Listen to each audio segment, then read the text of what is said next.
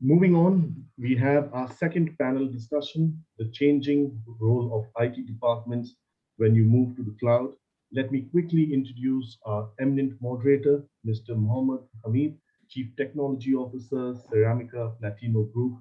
And we have panelists, the first panelist being Mr. Gigi Thomas, Group Head, IT and Digital Transformation, Ittihad International Investments, Mr. Fateh Abaoud, Head of IT, Darwish Engineering, W.L.L, Mr. Duaa Abaoud, Director, IT Governance and Risk Management, Eastern Province Municipality, Mr. Waqas Ahmad, Digital Transformation Advisor, Innovation Lead, a government entity, KSA, and Mr. Mohammed Khalifa, Chief Information and Technology Officer at HSA Group. Over to you, Mr. Hamid, to moderate the panel. Thank you for introduction. Nice to meet you all. The era of cloud, mobile, and social technology, where the business leaders bringing new software technology to the enterprise.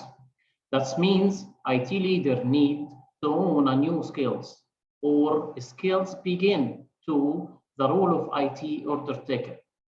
More than ever, CIOs and CTOs need to bring new ideas and perspective about how their executive level function can be drive a business growth, like sales and both. The company is working maybe be more forward thinking with competitors. Let's look more closely at the difference in the CIO and CTO role, historical and today, that change that the era of cloud of today, business leader across all aspects of the operation. Let's start it with Mr. Gigi, or the best panelist. Start with first question. Hello, Mr. Gigi. Hello, hi, Mohammed. How are you? How the cloud journey for the contribute to digital transformation initiative of the organization? First of all, my hi to the whole panel. I'm Gigi Thomas, and I'm heading IT and digital transformation at Ittihad Holding, which is the conglomerate company of 25 companies. And we are into many verticals, mainly manufacturing, trading, healthcare, construction, contracting, etc. Thank you for the intro, Mohammed. And in response to the cloud journey, we have all been now onboarded onto the cloud journey in the last 2 years. The pandemic came, this sort of accelerated everybody, and whatever plans was there for 2 years, 3 years down the lane, this journey has been accelerated. I believe, and from personal experience, that this cloud journey really accelerates the digital transformation initiatives in an organization. There are some few points which I'd like to throw light on. One is specific to the cost management. So the organizations that are looking to have infrastructure refresh and who've been traditionally on heavy capex models, we see that going forward, there is a trend in the market that everybody would like to prefer on measurable yearly OPEX model institutions. And for this, the cloud journey is an ideal venue where we are able to streamline our costs and have it controlled on a year-to-year basis. This also gives us a lot of other advantages. We are allowed to scale up and scale down depending on the need of our business. So there are times when we are launching new applications, or we are having new projects coming into play, or a specific company acquisition. In such cases, when you're expected to scale up, you really do not have to embark on the journey of acquiring all of this hardware, and you're able to scale up very easily through the cloud platform, irrespective of what is being chosen. And likewise for scaling down. Another area which I would really like to highlight is our previous colleague in the previous session mentioned a lot about data and data management. With regards to data governance and the volume of data that we can handle, cloud is the way to go. So we are able to think about integrating Internet of Things, integrating machines on the field, different customer products, customer experience, and enabling all of these channels and leveraging it for the business to your customers. For this, cloud is very essential. And last but not the least, the flexibility and the efficiency that we have. We are able to streamline everything through defined SLAs, uptimes, and commitments that we can give to our internal business as well as our customers. That's in a nutshell. Thank you so much. Yes, perfect. Thank you. Mr. Fateh, what is the role of IT department in the cloud era? Hello, hi. First, thank you for having me in this event, and a warm welcome to all our panelists and attendees. Thank you. Well, thank you. It has been always the role of the IT department, in my point of view, as the advisory role for the organization. So people know very well what their business needs, and IT being the middleman between the business and the technology world. So they understand what business needs, and they understand what technologies are there to serve these needs. They look at all time for the best match between the technologies and the business. So this is a very critical role, because picking a wrong technology might cause damage to the business, time-wise, cost-wise, in many aspects. So considering the technologies available, and the resources available, and the cost as well, based on that, IT department make the best match between the requirements and the technologies. And in this occasion, there is a saying that I always like to mention in such cases, which is your business. You think it, we enable it. We as IT people enable your business based on your needs. Thank you. Thank you. Mr. Waqas, welcome on board. How do you see the emerging role of DevOps in this changing paradigm? Hi, everyone. So first of all, thanks for arranging this session. In fact, it's a wonderful question. So since the emergence of cloud, everyone is very enthusiastic to start utilizing the cloud. But people often feel, challenges that what is the best way and how to lift and shift your applications, your infrastructure, and moving forward to the cloud. So the best way is to start with your basically dev and staging environments, or your testing or UAT environments to be deployed in the cloud. And this can be easily done when you have a real DevOps in place. So by doing so, I mean, your native application, or if you have developed it like a normal, thick client application or a web application as a cloud native, it will be very easy for you to lift and shift and move forward with your cloud journey. Not only that, but you can, most importantly, especially during the pandemic, you can manage your remote teams, like your team in India, your team in somewhere else, and then your source code repositories in cloud, for example, and you still can leverage the power of DevOps. DevOps is not only about having the Git repository in place. It's a full journey that you have to take. It is about changing the mindset of your management as well. So, and to have an agile approach in your whole software development journey.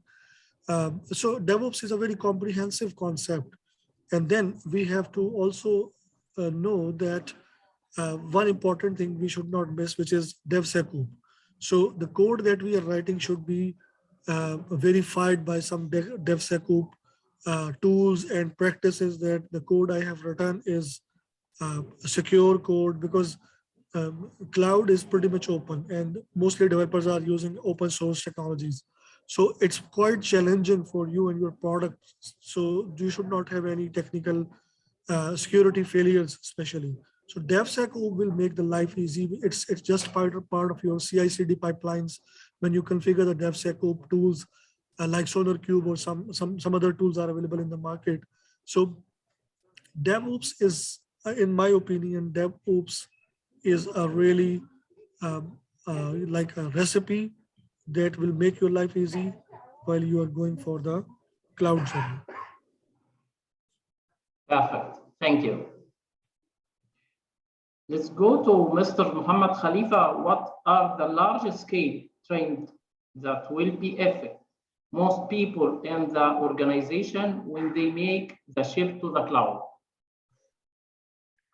First of all, I would like to thank you for the invitation. I would like to thank all the members and the panelists. My name is Mohammed Khalifa. I'm Chief Information Officer of HSA Group. It's a conglomerate of 81 companies operating in 11 countries. Answering your question, I think we have changes in 3 elements once adopting the cloud. The first element is the relation with the vendor.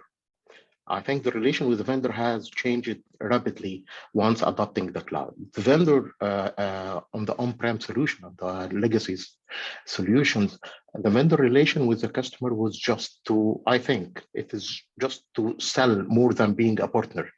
Now, currently, after adopting the cloud technology, I think all vendors and the third-party organizations as well, feeling that the success story of the customer become their own success story. So I think there is a major change in such relation between the vendor and the customer. I think the second part is technical skills, the required technical skills from the information technology members as well. In the past, we were focusing more on the security and server maintenance, server administrators. Currently, the cloud has opened a lot of new areas for the professional people to go with. For example, if you have a database that you would like to host on cloud, this database can be scattered between more than one cloud. So you need, in this case, a special skills at your team to manage such scenario, adding on the scenarios with the legacy systems to be hosted on cloud. Most of the cloud solutions, for example, BYD, are not yet fully customized. So you will need to enhance the development skills at your team once adopting the cloud. This is the second element. I think the third element, which is much more important for us as the technical people, we were having a challenge of being a shadow department in the organization. It is a challenge for all of us to convince business people to invest in the technology. This was in the past. Adopting the cloud allowed all the technical people to focus more in the business and to leave the technical part, which is related to security and server administrators, to the vendor to be more focused on the business itself. Being more focused in the finance, HR, marketing, procurement, to find them the proper solution and to study the situation and their requirements, as well as you will be their consultant even in the license type itself. You have to understand a full understanding of each and every role in this department to apply on the type of license on the cloud. So I think we have a lot of challenges, which is normal in each and every change, but our role as IT leaders to clarify those challenges to our partners in the business once having the cloud as a journey, and to try to train and develop our people to the new eras and to let them release the old part, which will be handled by the cloud partner. That's from my side. Thank you. Perfect. Okay. I will be back to Mr. Gigi. Can cloud help with a new innovation appreciate? Yes, that's a very nice question. First of all, I'd like to excuse for the background noise because I'm still leaving from another event, so apologies for that. But to answer the question, I would like to bring up some use cases which we applied just for the benefit of the panel and the audience that we have on how we try to leverage or accelerate on innovation platforms. So we used and we automated basically our entire timesheet. So we have around 5,000 employees who are actually working in different projects and on field.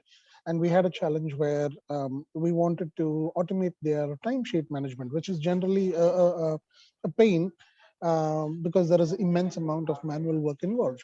So we actually worked with our partner to be able to utilize the image recognition capability in Amazon Recognition, have that integrated with our HR system, and to have that entire process of geotagging an employee from when he entered a site to when he left the site, when he entered back into office, how much time was he commuting from location A to location B.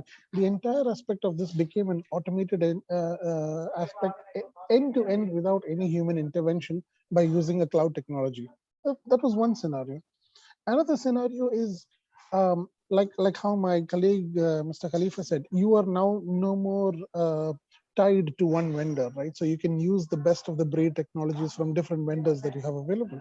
So you can use a speech recognition. So we had given a capability to our staff where they're able to request for their leave balances, their applications, all through requesting on WhatsApp in their own language.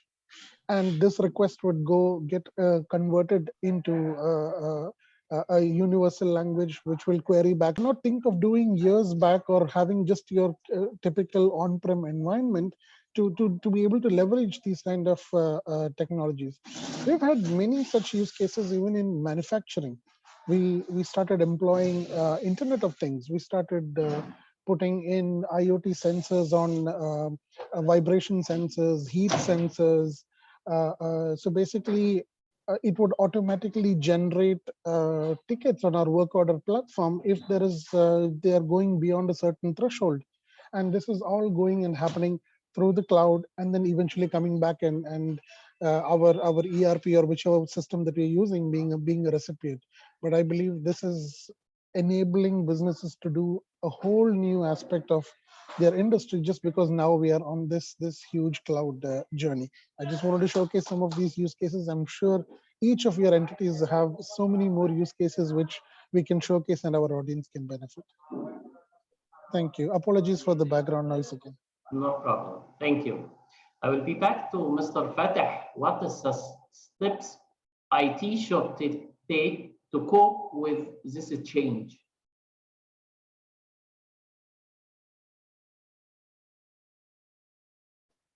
I'm sorry, I was on mute. No problem. Yeah, thanks for this question. Cloud is nowadays is widely used, and it is increasing. More and more people are moving towards cloud. So we can consider it as a fast-rolling wheel, and IT has to cope with this fast change. In order to stay in the front seat and to be able to provide the services required from you as IT department as required, you have to keep your awareness of the technologies, of the offerings, of the technology world. You have to be involved very big time in order to provide the right advice to your organization or to your business whenever required. There is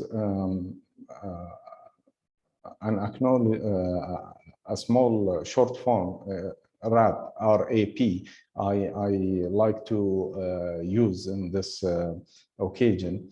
RAP stands for read, attend, and practice. So as an IT person, you have to be always reading all what is there, magazines, books, articles. You have to educate yourself always about what is there in the market, what is going there in the world related to this technology, our topic, which is cloud.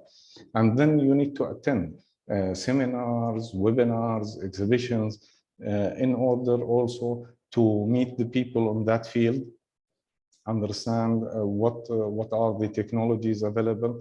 So whenever required, you can provide it. Practice, the last part is practice as much as possible. Whatever you read, whatever you hear, try to practice it in a practical way in order to see the advantages, the pros, the cons of it, and be ready whenever the organization, management, business ask you for your input, and you provide as much as possible a correct or accurate input with regard to that subject they ask you for. Thank you. Perfect, thank you. We go to Mr. Waqas. Do you think hypercloud is an option Saudi-based companies should consider? Absolutely. This is the option right now because Saudi Arabia already, released their national data governance interim regulation, which clearly states that the personal data should not go outside Saudi. So currently, we have very limited set of options available in the local market for the cloud providers. Only Oracle Cloud is available in Saudi market right now. Google Cloud has some, collaboration with Aramco, but it's still, not being done properly.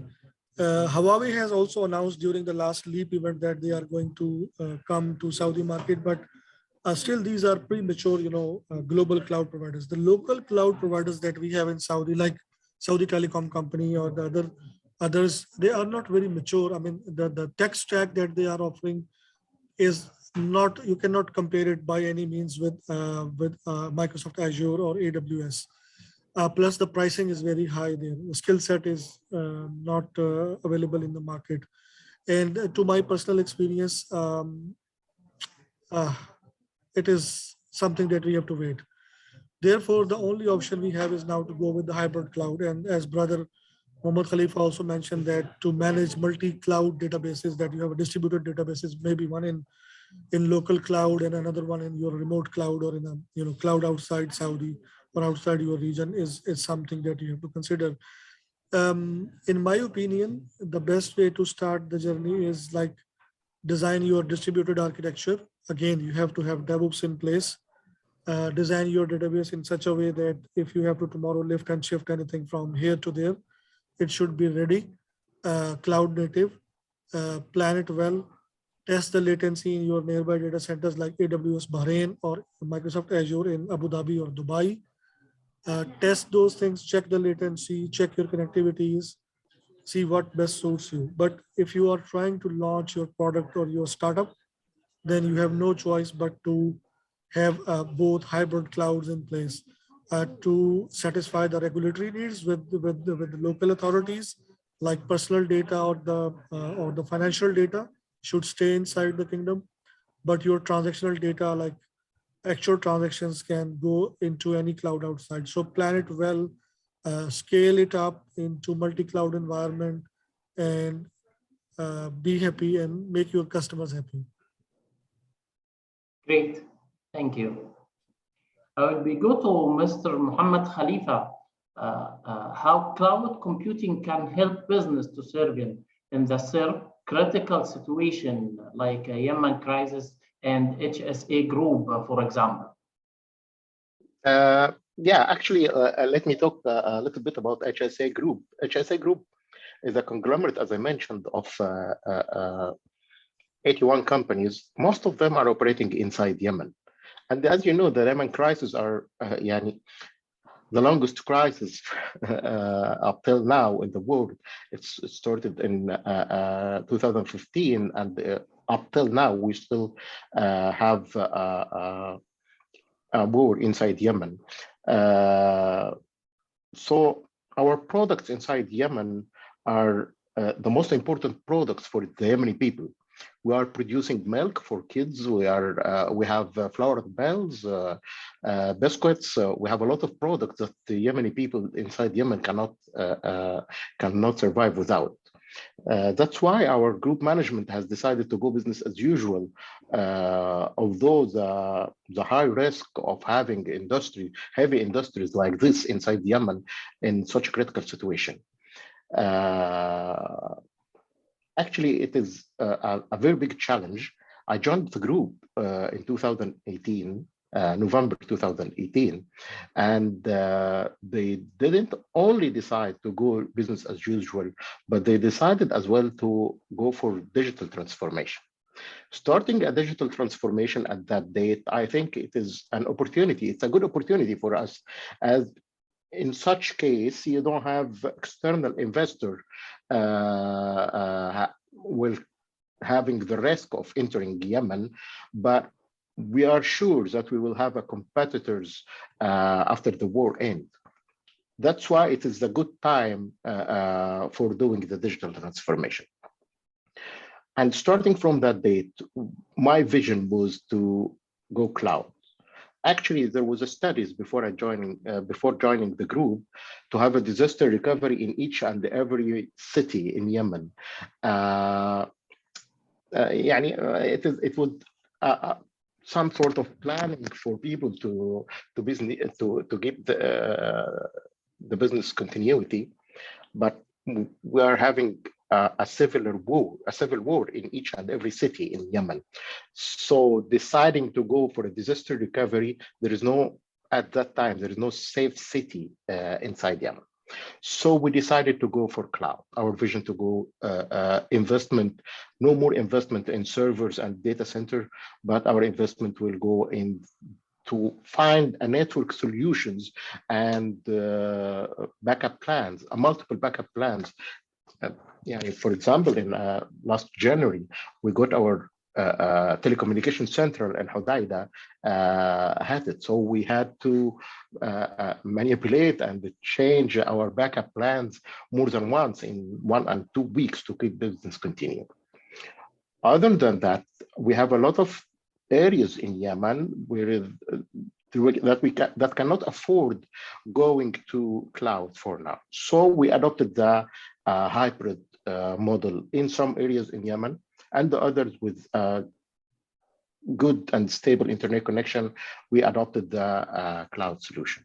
I think having the digital transformation success story in Yemen, not only in the infrastructure area with Microsoft, but also in the ERP solution, we recently completed the implementation of SAP BYD for 8 companies. In addition, starting from 2018 till now, we had 10 companies implemented S/4HANA as an SAP ERP. So I think it was the right decision that helped the business to survive in such critical crisis inside Yemen. Perfect. Thank you. We have some question, if anyone can answer it. How do you describe the relation between IT strategy and the business strategy in a relation to cloud computing? Anyone wanted to answer? The floor. If everybody permits, I would like to just make a couple of statements. I think we are now living in an era where IT strategy and business strategy is converging to a state where we actually can't really carve out the two without the other. So it's I believe as we move forward, it's going to get more and more ingrained. And it's about how we are able to offer the business strategy with the quickest turnaround time, the fastest ROI, the safest, and we have already spoken about disaster recovery, giving them the business security, whether it's in terms of data, and is abiding by the government regulations and policies that is being put into place.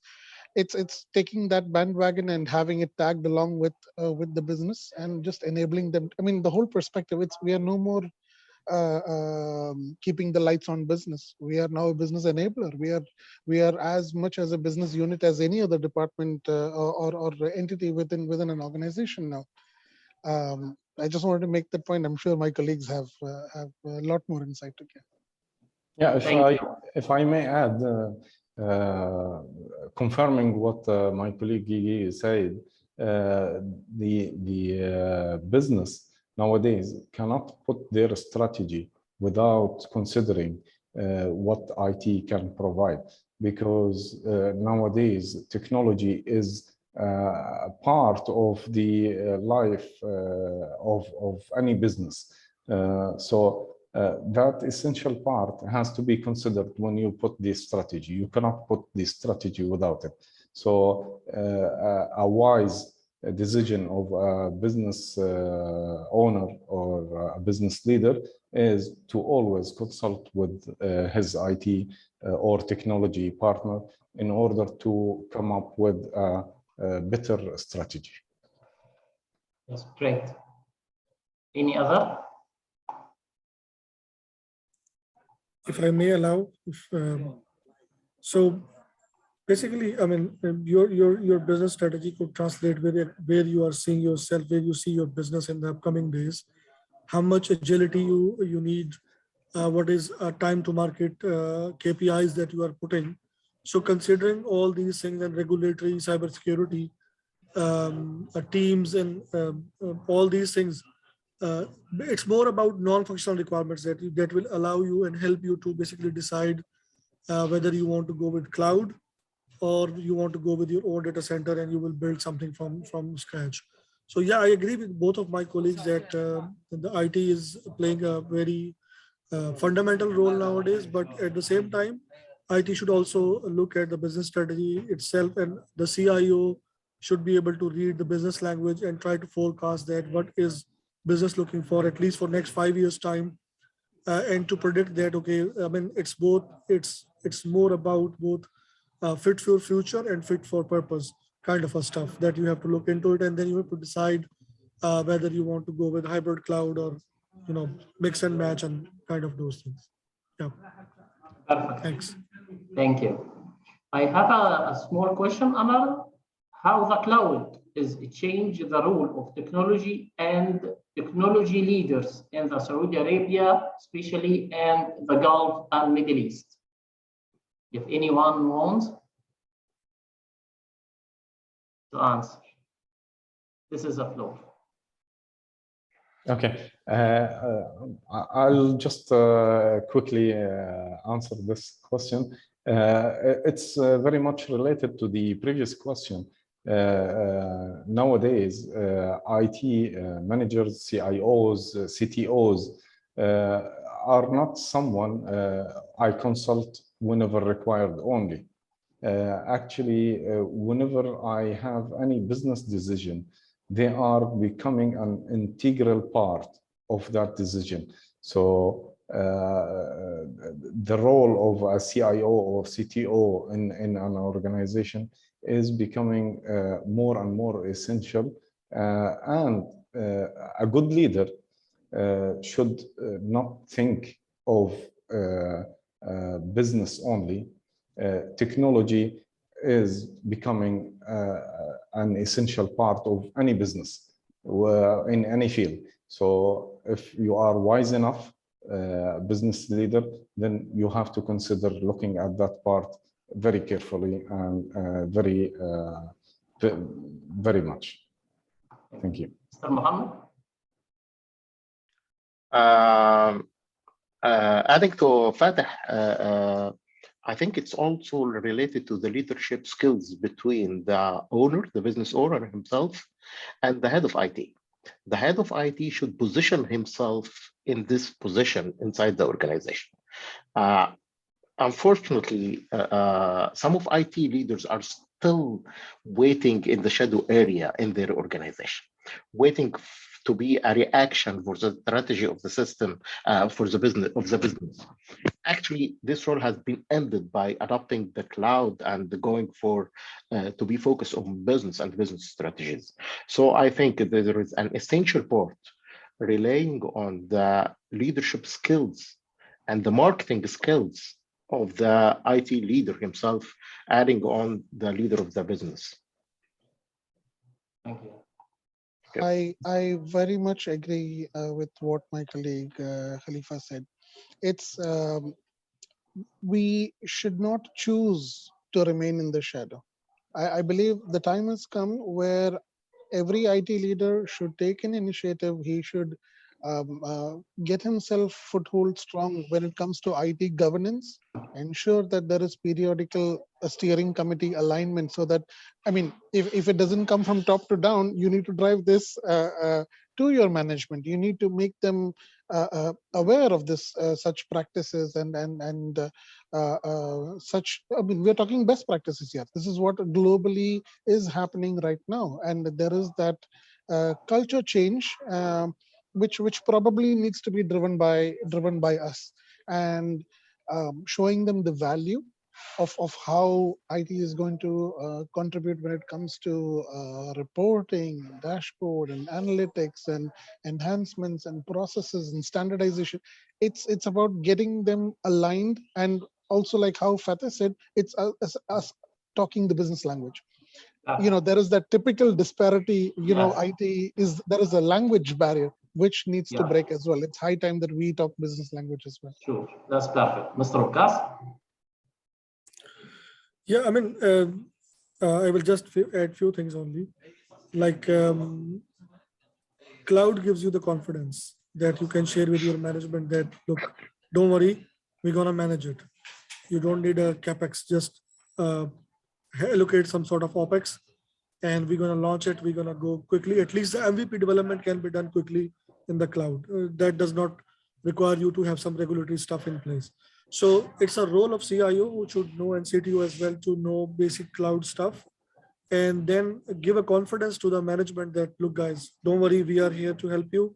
We're gonna move forward with you, and you don't need to worry even about your physical infrastructure in place. That's what I mean. To me, it's a confidence that we have to give to our management, that we are here to support your business. Don't worry, we are enablers. Thank you. Thank you, everyone. Thank you for all our panelists. Thank you for amazing day. Back to you, Roger.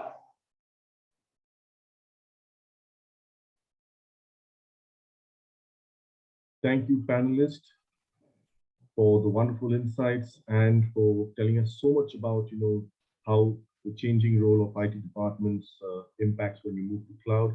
It was a very, very insightful discussion. Thank you again, Mohammed, for moderating this session and keeping it, extremely interactive.